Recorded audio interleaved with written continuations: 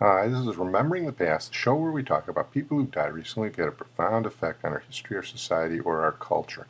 Two athletes tonight, including one of my favorite athletes of all time. But first, we're going to start out with Niki Lauda, who died recently at the age of 70. Niki Lauda was an Austrian race car driver who was a three-time Formula One champion, but is best known for miraculously surviving a terrible crash at the 1976 German Grand Prix. Here is Canadian television on Niki Lauda. He's considered one of the finest Formula One drivers ever. Niki Lauda has died at the age of 70. He won F1 titles in 75 and 77 with Ferrari, 84 with McLaren. But what you probably remember him most for is surviving the horrific crash in the 1976 German Grand Prix. He suffered serious burns. His helmet came off. His face was burned heavily, and he was forever badly scarred. But he made this incredible recovery and returned to racing just 6 weeks later. The movie Rush featured his longtime rivalry with British race car driver James Hunt. Going back to the injuries in 76, he had lung damage. He needed a lung transplant about 8 months ago, and complications from that. But that's just some of what we're remembering today. Lots of discussion about this in Britain, of course, and Thomas Dagg joining me this morning in our London bureau to remind us more about the life and legacy of this great driver, Thomas. Yeah, giant in motorsports. Heather, a figure who defied death in that crash, but also apparently just a pleasant, down-to-earth man, according to anyone who knew him, really. A statement from his family today underlined what they call his unique achievements, and indeed they are unique. How many people do you know won the F1 World Championship 3 times and then went on to become an airline executive? Remember, he founded Lauda Air. That's where it got its name. It was later bought out by Austrian Airlines. But even in the final years of his life, he served as a non-executive chairman of the Mercedes-AMG Petronas F1 team. Today, they said they've lost a guiding light. They say Lauda was always brutally honest and utterly loyal, in their words. One of the top drivers in the world, Valtteri Bottas, with that Mercedes team, also shared a picture with Niki Lauda online today saying, R.I.P. Niki, #legend. And I don't think any fan of that sport would dispute that, Heather. As I was mentioning, Thomas, younger viewers would remember the film probably in 2013, Rush. Got a lot of attention at that time, a fictionalized account of his life and his rivalry, but a lot of attention in that film to the horrific crash in 1976. Remind us in some more detail about the facts of that. Lauda's Ferrari hit an embankment, burst into flames, and then another car came around and hit it head on. It wasn't just the crash that was horrific, but the flames as well. Lauda suffered damage to his lungs from smoke inhalation. Eventually, when he's pulled out of the wreck, he's rushed to hospital. He's actually given the last rites, and everyone thought that was it. The crash had killed him, but somehow he hung on and survived, even went on to race again 40 days later, and indeed win 2 more world titles. Here is a bit from an extraordinary interview in 1976, the year of that German Grand Prix crash, talking about resisting death. Just fight with the brain. You hear noises and you hear voices, and you just try to listen what they're saying, and you try to keep your brain working to get the body ready to fight against the illness. And I think this was very good that I did that, because in that way I survived. Well, we're going to move on and to introduce our feature tonight, an unlikely source, Richard Nixon. The 60s will be described as a decade in which the Packers were the #1 team, and Bart Starr was proudly the #1 Packer. Well, Bart Starr, one of my childhood heroes, died recently at the age of 85. He was the embodiment of a quarterback, and he led the 1960s Packers to 5 championships, including 2 Super Bowls, of which he was the MVP. I don't know where he ranks on the list of greatest quarterbacks ever, certainly very high up. I don't even know where he ranks on the list of Packer quarterbacks. I put him ahead of Favre. I don't know what I'd do with him and Rodgers. But I can tell you this. On the list of pressure players, quarterbacks who performed under pressure, he was #1.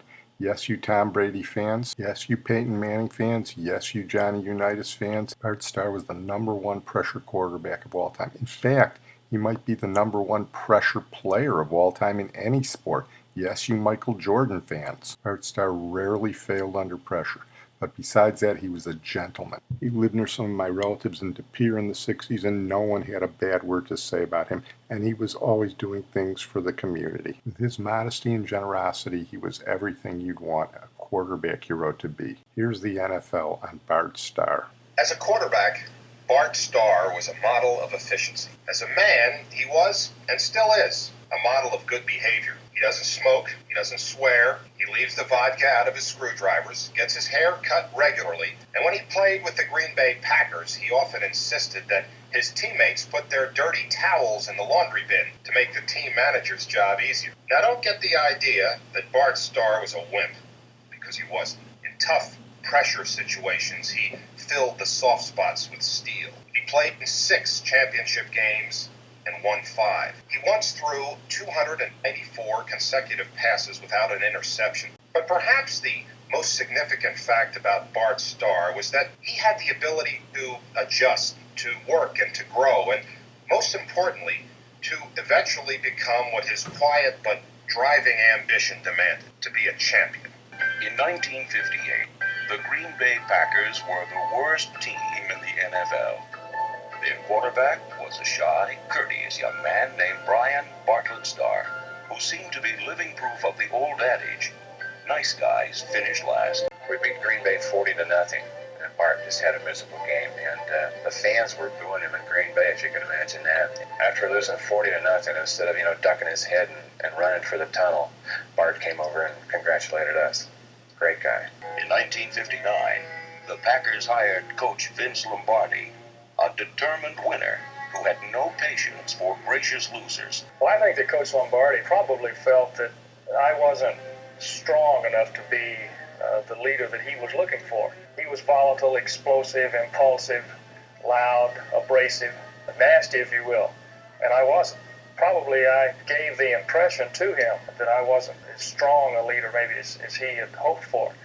But what he didn't know was what was underneath. I really think that performance always speaks much louder than words. In 1960, Starr's steady performance earned him the starting role, and the underdog Packers fought their way to the top of the Western Conference, while running backs Jim Taylor, number 31, and Paul Hornung became national heroes. The quarterback who gave them the ball was ignored and often blamed for the team's failures.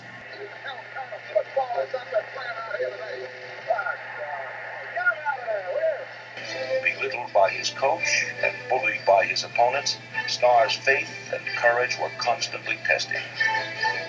He stood up to the punishment and abuse with a quiet defiance, and even Lombardi soon learned that Starr's gentle nature gave no hint of the fire that glowed within. A lot of people mistake kindness for weakness. Bart Starr stood up to Lombardi every time he should have.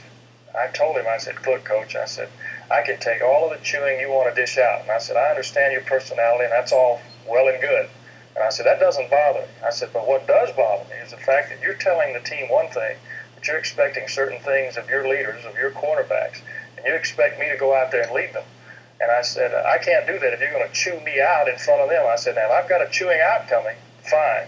But do it in the privacy of this office where you apologize to me when you know you're wrong. I said, otherwise, don't ever expect me to go out there and be your leader. And he never, ever raised his voice to me again. The competitive fires in Bart Starr were well banked and deeply hidden, but Lombardi fanned them to a blaze, and Starr changed from a man who used to lean on his team to one who could lead it. Starr was a player that Lombardi never thought would make it, but few coaches ever got more out of a player than Lombardi got out of Starr. Starr always seemed to me to be an extension of Lombardi on the field. Bart was, I think, the perfect coach's quarterback in a sense that if Lombardi said, here are the 6,000 things I want you to do, Bart would go out and do probably almost all of those 6,000 things. And he always played the percentages. Smart percentage player, not a gambler. In other words, if he had a back who was covering a receiver tight, the ball was always low. Bart knew that there was a chance that the ball wouldn't be caught, but no chance that it would be intercepted if it was thrown that way. Bart Starr is probably one of the purest gentlemen you'll ever want to meet. But on the football field, he'll cut your heart out and show it to you. He probably completed more fourth down and one passes than anybody in pro football. People don't remember him as that, but I have, because I were on the sidelines and listened to the discussion, and Coach Lombardi would say, what's he going to call? Is he going to run it on fourth and one? I said, Coach, you can bet he's going to throw it. I think the quality of a great leader, of a great quarterback, is being able to deliver when you have to.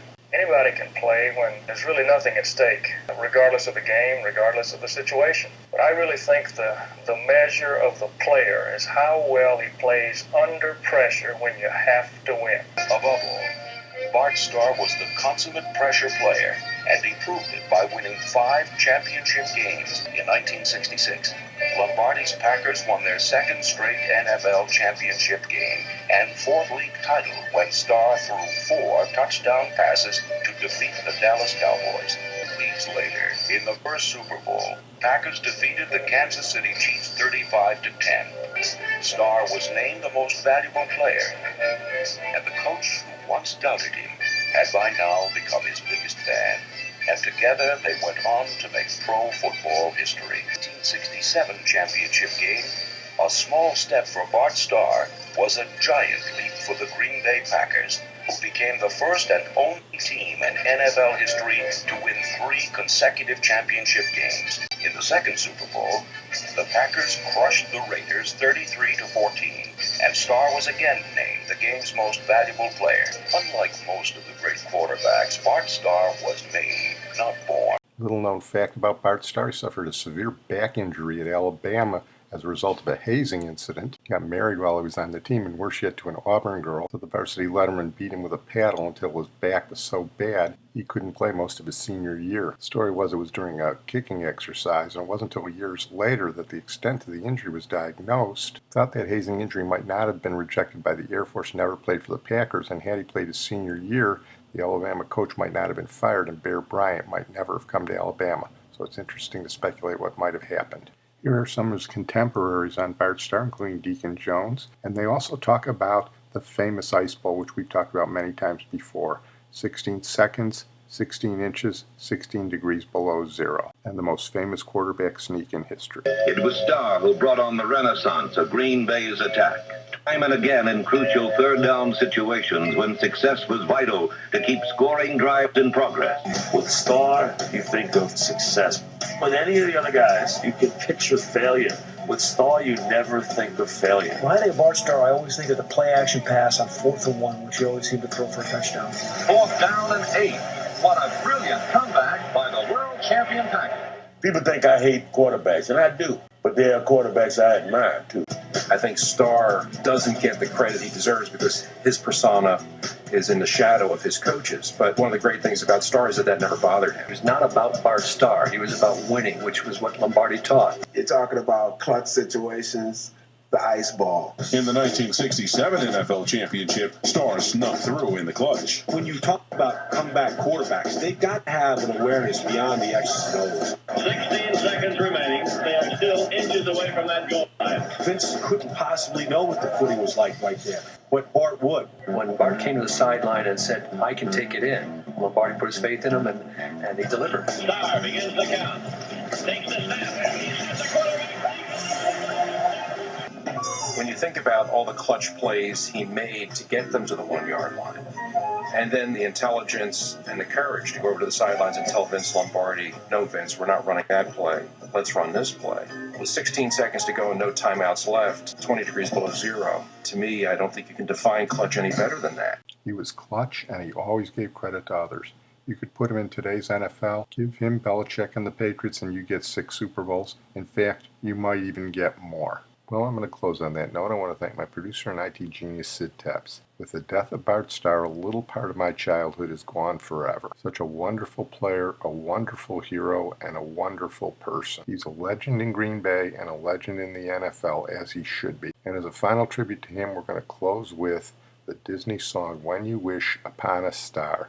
And I picked out what I think is the best version by Julie Andrews. When you wish upon a star, makes no difference who you are. Anything your heart desires will come to. One of my favorite quotes is from William Jennings Bryan, and I think it summed up how I feel about my career and what I was able to accomplish when he said that destiny is not a matter of chance, it's a matter of choice. It is not something to be wished for, it is something to be attained.